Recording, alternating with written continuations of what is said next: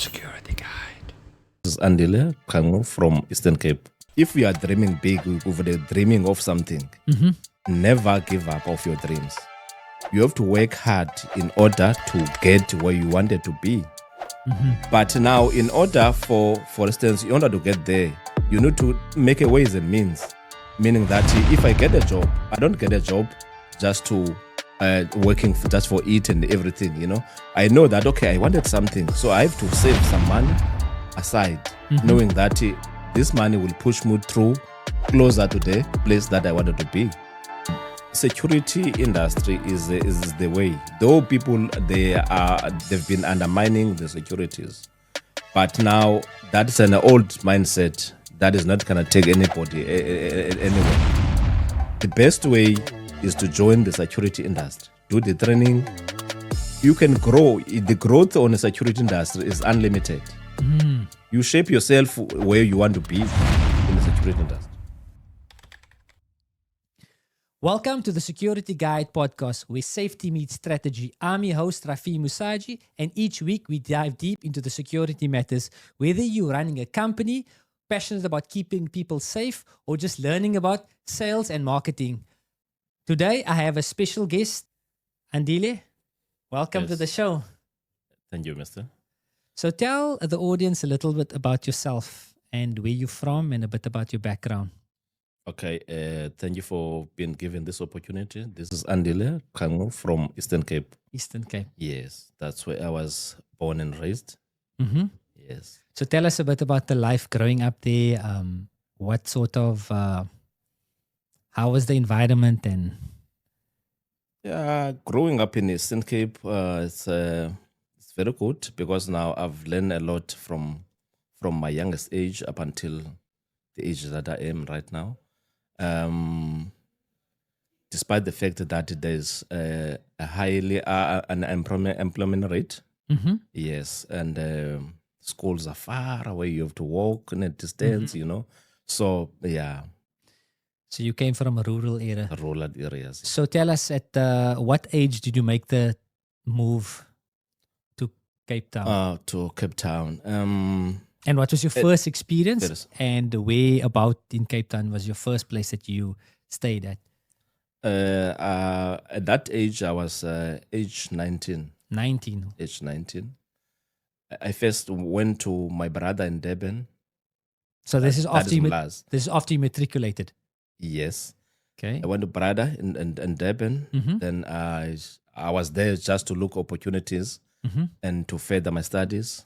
But now I found out, okay, Durban is a cool place, but it's not for me. Actually, come to my sister in Cape Town. My sister and my brother, sibling brother that I come after.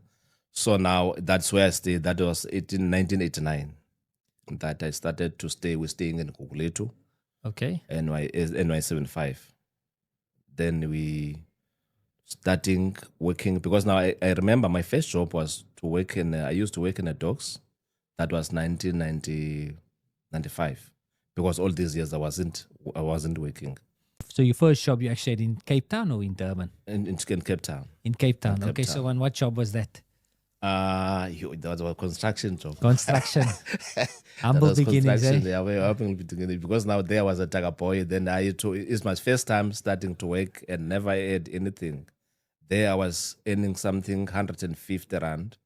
From there, I also found a job in what is an INJ that is in docks as well. INJ at the INJ docks. at the docks, yes. Okay. There I work. I think I worked there for 2 to 3 years.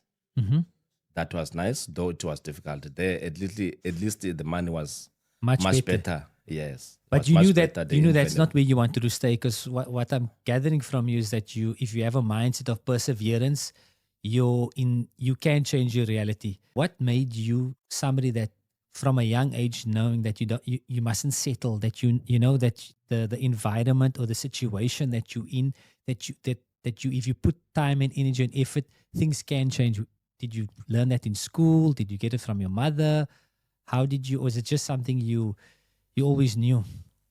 You Or know, you're a man of faith? yes. Okay, I'm a man of faith, but I learned that from my parents because now the thing is that the thought that they give me that, you know what, always, if you are dreaming big, over the dreaming of something, never give up of your dreams. You have to work hard in order to get where you wanted to be. But now, in order for instance, in order to get there, you need to make a ways and means. Meaning that if I get a job, I don't get a job just to working just for it and everything. You know, I know that okay, I wanted something, so I have to save some money aside, knowing that this money will push me through closer to the place that I wanted to be. 100%. So that's interesting. So, okay, so take us from you were working a laborer's job, obviously, and then from there you moved on to the INJ, Yes. and then from there, take us to the next. From there, then I went to, because now I resigned because now what I wanted to do, I wanted money that will sustain me in all my problems that I can, you know. So it's like, okay, now the money is not as much as I can feed myself and my siblings and go on, you know. Then I start searching while I was working. Then I find another one which was really better than the one that I was getting, which is in terms of finance. Finance, okay. Yes. Then I switch from there to another. Okay. Yes. Which is then was now a restaurant. Okay, so you A restaurant. Starting from a restaurant, whatever. Then I started doing a chef course, the short courses. Then from there, level 3 chef, you know. So I started working as chef in the hotel and restaurants. From there, I checked, hospitality industry is boring. It's good, but now at the end of the day, it's very stressing. Okay. So from there, so you're getting closer to your sales job. Yeah, so to my sales job. So you yes. so tell us your first encounter with sales. So that's from now obviously hospitality. It's obviously you customer based, and you know it's about serving people. Serving people. But now how did you transition into the sales? From there, then I see that okay, the amount that I'm getting is not closer, or yes, it's a bit closer, but it's not as much as I thought, because now you know more. Remember, each and every time the money, you know, get increase, whatever, you know, the prices increase for the things that we are using. So you have to go up and up and up and up, until you get the level that you want. Okay. Then I started to go to finding a job to Old Mutual. Oh, Mutual, Old okay. Mutual. Then Old Mutual, that was in Cape Town. Okay. We started working. I think I didn't make it there because now it's when you've been given a target, work on base. You got the basic salary. At that time, it was less than 3,000. This was 2.6. Then you have to do 7 to 8 sales, that positive ones.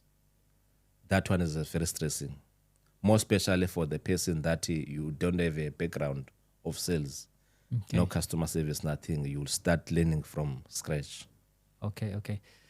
So that's interesting. So that's where your whole journey of the sales and how you started your sales journey in. Then from your there, career. I got a friend that was working for Dreamworld Promotions. Yes. That is also in Cape Town.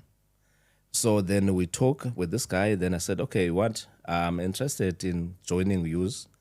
So we set a day. Then I went there, went for interview, everything went well. Then I started work there at Dreamworld Promotions. That's where we started going places. Joburg, Durban, PE, wherever, doing promotions.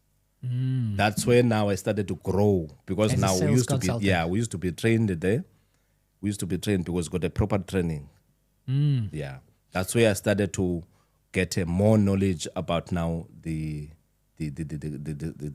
client sales. So you know what's interesting in there, and somebody that's coming from the rural areas from Eastern Cape, nowhere in that did you ever like have the mindset that you know that it's the government's job to look after you, or look after some politician that's coming to give you a sweater when it's time for voting, that he's going to help you with your problems. You were somebody that you understand that, and you're a Xhosa male, Yes. that you need to take care of yourself. You need to be self-independent.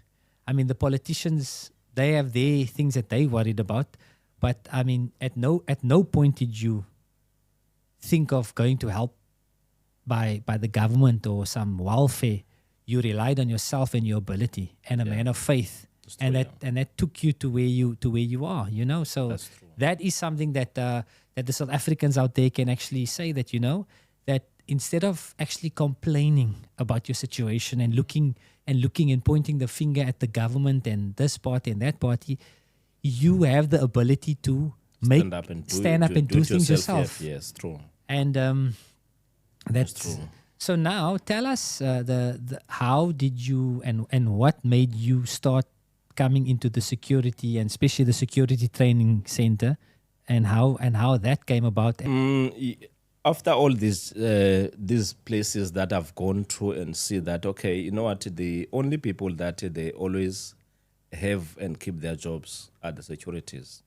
Then it's when my interest started, seeing that, yes, because now I've been searching, I couldn't find the government job, police and whatever, but I end up, okay, now this is the right place. Because now I've got a friend of mine, which is Tando Pere. That's the one that introduces me in this career of security industry.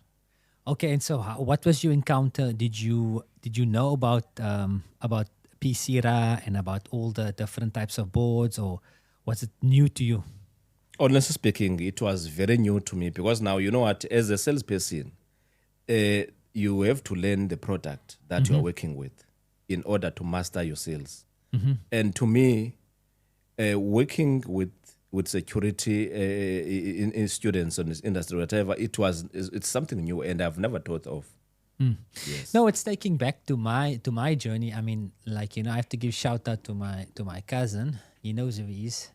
I'll keep him anonymous, but but yeah, he told me in 2009 that you want to get in the security, and I said, yeah, no problem. And I also knew nothing about the industry, but tell the listeners, once you start getting into it and you start learning about PSIRA and you start seeing the amount of value and how important this is, and that person that's actually getting a career out of this.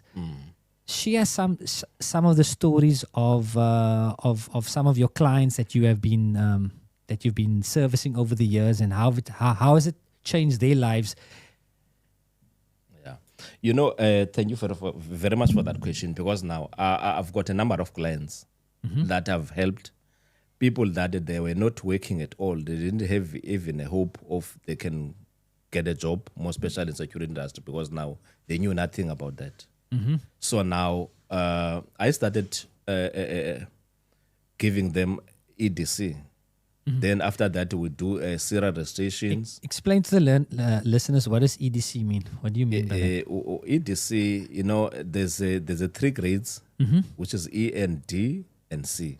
So now, which is where do you start off? Which one is the entry level? Entry level, it's E, which is then there's as controller, and then D. Then the D. So now then you have to have C as well. Okay, so your clients used to get them trained up with this? Yes, so that can get more knowledge. Those are the basics of the security, because you can't do a B and A without you having the foundation, a foundation of the security. So now, immediately after we did PSIRA, they get employed. Wow. They get employed, because now what I normally do, I assist my clients. If now, let's say, for instance, I see that, okay, a client would take him through to PSIRA registration, whatever. Once he get a message, a SMS from PSIRA that CRC is approved. Most of them, they let me know that, okay, Andile, listen here, I've got this message. What does it mean? Then I tell him, okay, it's ready for collection. Once he collected his PSIRA, he get a PSIRA card and PSIRA certificate. Whatever that I'm seeing, I post and I send him as well, and I encourage him to apply. That's so how grateful are they once they realize that they actually can, from not being employed to employed? I mean, what sort of feedback are you getting from your clients? That's a very great, because now most of from there they start sharing my numbers. Sharing my numbers. That's the way that they're thanking me. bringing me more clients so that I can say, okay, now if you meet this guy, you WhatsApp this guy, you call this guy, and yet you're unemployed, you just get yourself 1,750. You will make a plan so that you can get a EDC and start doing a registration so that you can start searching a job. Yeah. So nice. So your clientele, you've put them through the self-study training, and it worked wonders for them. So they can basically be doing their part-time jobs while they're still doing the corresponding course, and that's why it's very convenient for them. And take us. What sort of challenges, like misconceptions, does some of your clients have about, the grades and PSIRA, and when you are taking them through the correspondence training? Yeah, some of the clients then they don't understand what the difference between a training itself when we're telling about the EDC. Because now they just think that, okay, now there's that perception of that there's a grade that is paying higher than the other, meaning that if now is doing straight A grade without jumping from EDC and B, you wanted to do A. So now, which is then there, you need to go deeper in explanation. Explain to them. Yes, that, okay, you cannot jump. This is a school of security. You need to go step by step. You need to have a basics. So some people, they just see that the pay structure on an A grade guard is much higher than a C grade guard, and they ask you if they can just do A grade. A grade. Yes. So then that's the misconception. That's a misconception. And then also the other ones that they think that once maybe they've done with their EDC training, they are already SILA registered. And that part also need to be explained clearly that, okay, this is what to do. This is only for the course. It has nothing to do with SIRA. Yes, your course report, you will be visible in a month's time. On a fourth week, you've done, because the EDC is 3 weeks course. On a fourth week or fifth week, then your course report will be showing, your grades will be showing. But you still need to do a registration.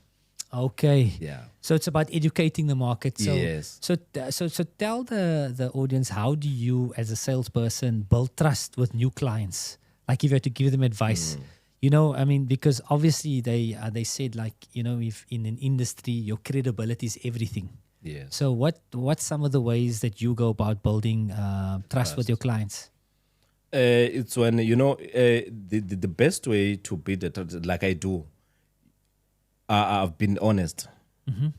Honesty, and then I tell them the truth as it is. Because now people that giving them exactly what they are expecting from my side, not giving them what I think they want. Because now I need to be transparent to them as well. Because now they don't have the knowledge. They only give their trust to me. So I need to lead them in the right direction. Because now, yes, because now, more especially, more over than people that I've helped, they are the ones that they are referring the others as well.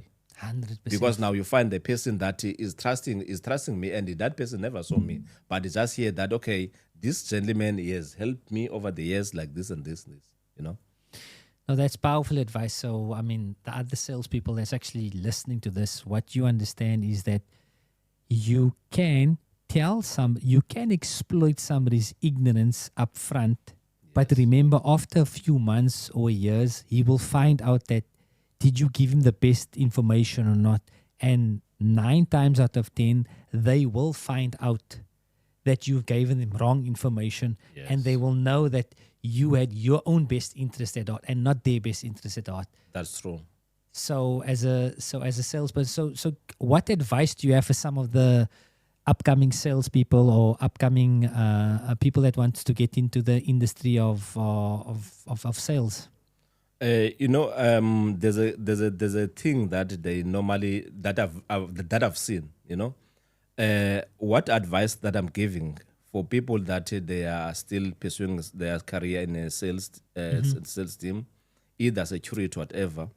You have to be realistic, honest. Be honest with the client. Don't lie to a client promising something that you are not going to do. For instance, as I'm in the security industry, I cannot just go out and tell the people that if you do this great, I'll give you a job. There's no such a thing. I need to be honest that what I can do, I know that you maybe for now you're not working and you're expecting that after you've completed your course, yes, I might do something. I will do something, but I don't promise the employability. What I will do whenever I see that there's a vacant post, I will make it. I'll make it a point that I post it on my status, or I send it to you if I still have your number, so that you can apply. Not to promise something that you cannot do. That's where the whole thing started wrong. So Some other people. So just take us through. Obviously, once the client he contacts you, Yes. he obviously gets in touch with you. You bring him to the training center. He gets his books. Yes. He finishes off his course. Then you get him registered with PSIRA. Yes. And then after that, once he gets his PSIRA, you then help with placing helping him with posts that is actually people looking for posts. But it's actually up to them if they take the initiative and the will to actually go for that interviews and that, and actually is worthy for the fit for the job. So just take us a little bit through how you go about getting people employment, or if not, if somebody's sitting there and wanting to join the security industry, what would you tell them? The thing is, most people, because you find clients that they are dishonest. You find clients that they are honest, they are open to you in such a way that once a person is done with his course, he did the registration and everything. Once he received the SMS, that's the first thing. He keeps that communication with me. That person is guaranteed that at the end of the day is gonna get a job, because now he didn't. Once he got grades and everything, he said, "Okay, I'm fine. I'm done with Andile." If he consistently contacted me, and okay, say now I'm in this stage. I'm done with PSIRA. I received my PSIRA certificates and everything and so forth. Then I make an effort so that whatever that I see, there's a post, there's a vacant in so and so company. Then I make sure that okay, a screenshot and send it to him. But where are some of the other channels if some of the trained security guards want to go look at what's good platforms for them to? Because now on let's say for instance on a Facebook. Facebooks and the Facebooks and the YouTube and TikTok, they can find that there's a lot of companies that are advertising. Okay. So they're always looking for. And then just tell us a little bit. And that job check as well. And just tell us a little bit more about the different types of courses, firearms, special events, and a little bit about what you recommend. So if you can just give us a little bit of an overview. Yeah. A person that did already his grades, EDC, that person can work in a cash and transit. He can do a cash and transit if now he's got a passion of transporting money. And what's the average wage for a cash in transit? The average wage is for the starters, that was back in 2010. That was 8.5, 8.5. That's a basic for the newly employed person. Okay. So it differ now because now that was way back. Yeah, I'm I not think sure now it's obviously I think Yeah. people were talking sometimes getting up to 18 also, Yeah. it's 18, and even some of the companies is way over because it's high risk. It's high risk, yes. So basically you have to have EDC with cash and transit. The cash and transit. And the other one, it's EDC It's EDC and cash and transit and the firearm. and firearm. Yeah, and the firearm. Because you need to do all those three firearms, handgun, shotgun, and a rifle. By doing that, you're maximizing your chances of getting employed. And you can help your clients with all that. Yes. Okay. Yes, I can help with because now all these things that we'll talk about, which is grades, arm response, CIT, and firearm training, those are the things that I'm dealing with. Okay. Yes. So if the guys are looking to get into that type of space. Yes. If now they are looking to take that career, they can always feel free to contact me. I'm available for them. Okay. All right. So your final advice to some of the people that is sitting out there and the mothers that are feeling that, maybe some of the students that maybe failed matric or they can't speak English well, what advice would you tell them for the children to come join the security industry? And Yeah, my advice to them is that they should make up their minds, and security industry is the way. Though people they've been undermining the securities, but now that's an old mindset that is not gonna take anybody anywhere. The best way is to join the security industry, do the training. You can grow. The growth on the security industry is unlimited. You shape yourself where you want to be in the security industry. like CPO, CPO and so forth. You armor know? response, Yeah, there's a lot. There's a lot. special events. Special event. So you can help them with all that. Yes. Okay. You know. So guys, I hope you enjoyed that. This is so anybody looking to get in the security industry, you can contact Andile. Yes. Andile is where can they find you? They can find me. We are based in Mitchell's Plain Promenade. And for the people that are in the Western Cape, we've got, this is the head office that where I am.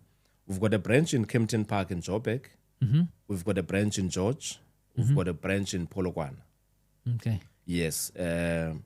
My contact number, if now you need further information about the security training. We'll also leave it in the show notes, but you can say it. Okay, it's fine. Then I'll say it now. So you can contact or WhatsApp 074 958 1013. Then I will give you information where to go and study for your security career. Lovely, Andile. It was, I think that was a great show. So, guys, anybody looking to get in the security industry, please contact Andile. And, guys, please, please, please, lots of you watch the show. We appreciate if you can like and subscribe and share with your friends. If you know of anybody that is unemployed or somebody looking for a career, please share them the story. As you can see, Andile helped so many people, and there's so many other opportunities in the security industry. And we can start off there. So I hope to see you soon in the next episode. This is the Security Guy. Take care, guys. Cheers. Cheers.